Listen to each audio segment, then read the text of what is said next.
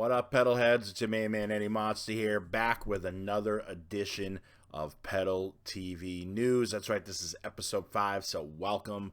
But before we get into what we've got in store, which is a lot of news stories for you guys, I just wanted to remind you all to please subscribe to that channel. That's right, hit that subscribe button. I try to come up with as much content as humanly possible for all of you, so please subscribe to the channel. Everything is greatly appreciated. All right, with that being said, it's time to get into the show, and I hate to start really episodes with this. It's always tragic, but the world has lost a couple people over the past week, and I think it happened almost the same day.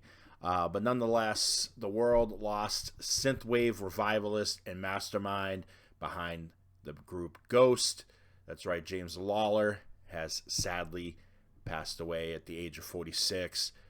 I don't know the exact specifics as to what happened, but we do have a statement from his family. The whole Gost team is incredibly saddened to inform you that James Cody Lollar, known as Gost, passed away yesterday. We're all sending our prayers to his family and friends during this time of grief.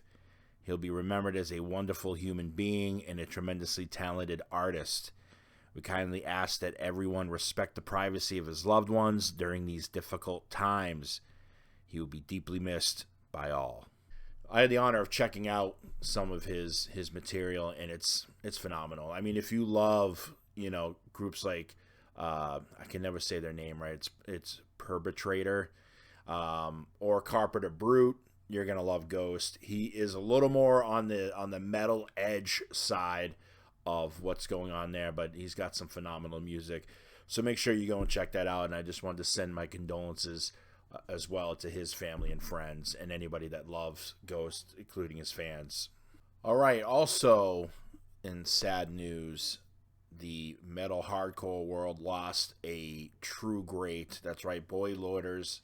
Known for being in the band Harm's Way and the amazing podcast Hard Lore, which is so weird. I was watching an episode that featured Freddie Madball, and then all of a sudden, this happened. But yeah, he has sadly passed away.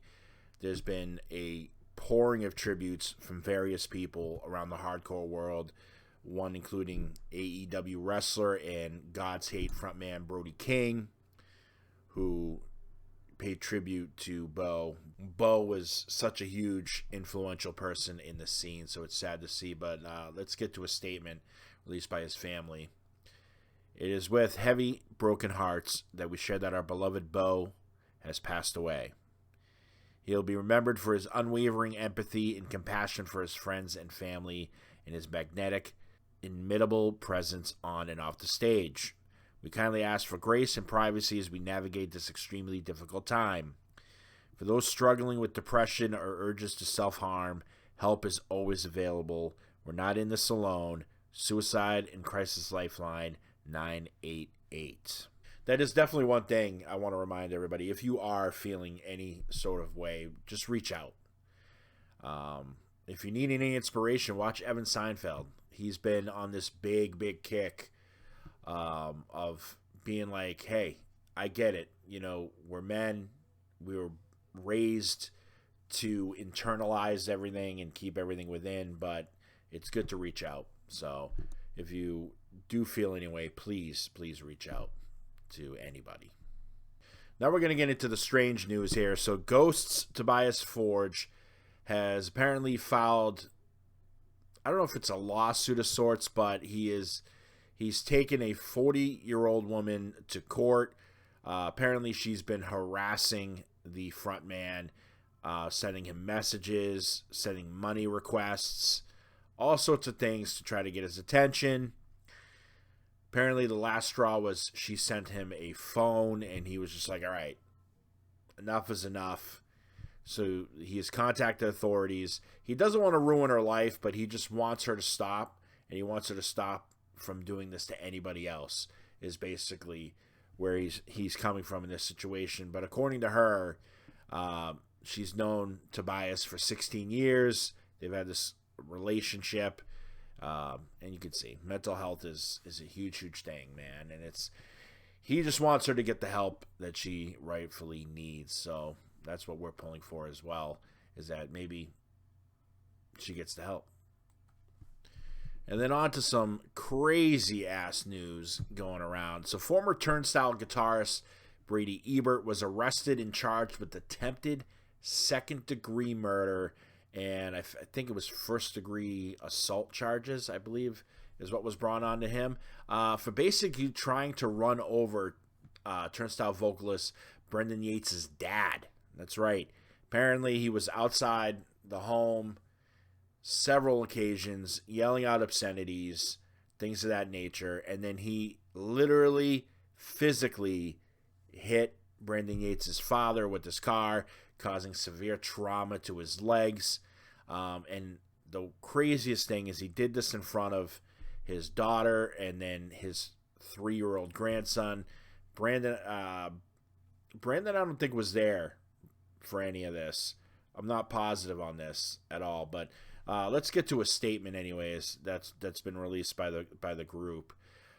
Turnstile cut ties with Brady Ebert back in 2022 in response to a consistent pattern of harmful behavior affecting himself, the band, and the community. After exhausting every available resource to support his access to help and recovery, a boundary ultimately had to be set when healthy communication was no longer possible and he began threatening violence. In the years since, his baseless tirades have continued in public. We never addressed it. We chose to protect his privacy and the circumstances around his departure, even when he did nothing to be deserving of that protection. Over the past few months, his threats only escalated. Yeah, I would say so, especially when he hits your dad with a car. I would say that, yeah, it escalated further. So apparently he's going to be having a preliminary hearing on May 1st in Montgomery District Court in Maryland. This is just, it's nuts, man. I get it. Like, you're disgruntled, whatever it may be, you're pissed off, but that is just not the way. It's not the way to conduct business. And not only this, but the band that he joined afterwards, I believe they're called The Set, they fired him for the same exact reasons that Turnstile fired him. So there apparently is a pattern that is being followed. So this guy obviously needs tons and tons of mental help as well, which he probably will get while he's awaiting trial and all those kind of things. I don't know. We'll see. If you've ever watched the podcast or listened to the podcast, then you've known on several occasions how I feel about the idea of Pantera creating new music. You guys, I've been very vocal about it numerous times. I'm very against it. But Charlie Benante was asked on Hot Metal about the possibility of new music with Pantera, and he pretty much brushed that off, but did say this: I would love to release a live album of this lineup so we can document what we did and just have it. I would be okay with a live album, live DVD probably even as well, if they wanted to go that far. But new music, I would be okay with new music if you called it something different. You didn't call it Pantera, you called it something else. That I would be okay with. But as Pantera, I don't think so. I think a live album is about as much as any of us would be okay with. It would be cool to document. I mean, these are tributes to Vinny and Dime. So, you know, a live album would be okay. Anything else, sorry. All right, Crystal Lake, in other news, have parted ways with vocalist John Robert Centurino. And it's a mutual thing. That's right. They say they will not cancel any of their dates that they have, and they will have guest vocalists while on tour. And here is what the band had to say. Last year was also nonstop for Crystal Lake. We were writing and recording while moving from continent to continent, playing some of the biggest shows of our career. During this busy time creating the Weight of Sound album, John welcomed his child into the world. That brought a deeper meaning to the core idea behind the song and album title, the weight that comes with balancing life, family, and being in a touring band. Some of us in the band and our team are fathers, so we understand both the joy of the short moments at home and the challenge of being away for long periods of time. John has given everything to make it work for us and his daughter, but the international distances and schedule demands have made it increasingly difficult for him to balance the two. So it is with a heavy heart we are announcing the mutual decision to part ways so John can focus on a path that allows him a healthier balance in his life and music career. We truly want this for John, and as hard as it is for both of us, we know it is the right decision. We want to thank John for the past 3 years and for everything he has brought to Crystal Lake. We are also grateful to all of you who welcomed him into this band, as well as our team and partners who continue to stand with us through every step. I've heard on numerous occasions it's a tough deal, okay, to be in a band. It's a sacrifice that you got to make, especially for a lot of bands. There's not this, you're going to make millions of dollars off of records. Touring is where you make your money. And unfortunately, yeah, you're going to miss a lot of birthdays. You're going to miss a lot of big occasions. So if you can't make the sacrifice, unfortunately, you have no other choice but something like this. But the band, it's nice to see that they're both like, okay, hey, you go do your thing. You go be a dad. We're going to continue on with or without you. So, all right, another news. Converge are releasing another album in 2026. That's right, a second album to come out this year, and it's called The Hum of Hurt, which is the second of 2026, and it comes out in June. So let's check out a quick clip of the lead single.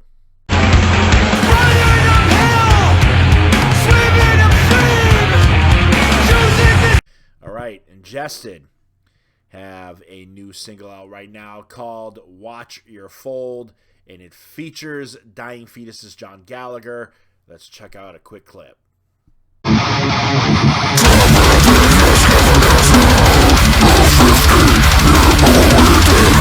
I'm certainly excited for new Ingested. Can't wait for what these guys are going to be bringing. Sepultura is celebrating their quest to retirement with a brand new EP called The Cloud of the Unknowing, and they have just unleashed their second single off of the album called Beyond the Dream, featuring members of, I'm going to just go out there and say it's Titish. I don't know. Let's check out a clip of the single.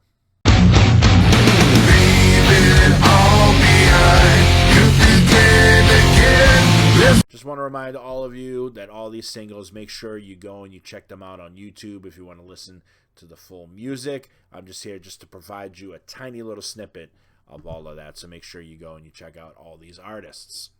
All right, Oakland death metal trio Necrot have signed to Metal Blade Records. That's right. Here's what the band had to say. It is extremely exciting to announce that Necrot have signed with Metal Blade Records.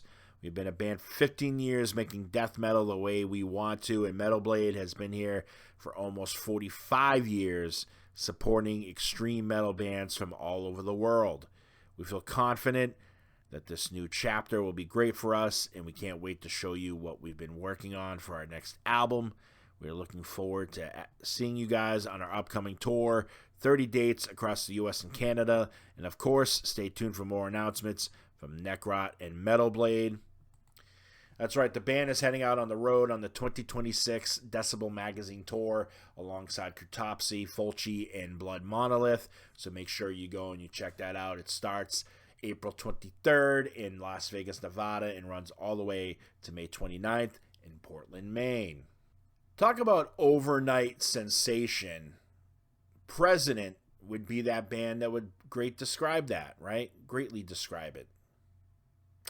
They're a band that seamlessly came out of nowhere wearing presidential masks, and they became huge without even releasing a single.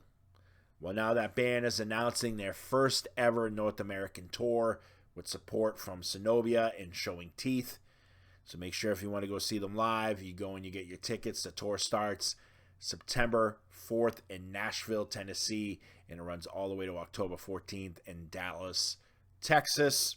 So if you want to witness history Go and check it out. Baby Metal is also going on tour with Hailstorm and Violent Vera, but not only are they doing a North American tour, but they are also doing South America as well. The tour starts August 30th in San Diego, California. It runs all the way to October 3rd in Sacramento, California. And then on November 28th, they head to Sao Paulo, Brazil. That's right. And that goes all the way until December 12th when they finish in Mexico City, Mexico. So make sure you go and check out Baby Metal wherever they may land. All right, that's going to do it for me here on Pedal TV News. As always, I appreciate every single one of you for tuning in. Make sure you smash that subscribe button. That's right, subscribe to the channel. I try to come up with as much content as humanly possible all the time. And I appreciate every single one of you. I really do. So with that being said, I just want to remember all of you to, obviously, if something's going on in your life and you need to reach out to somebody, please reach out to somebody. Nobody wants to lose anybody. Okay? Nobody does. So make sure you reach out. And as always, stay metal.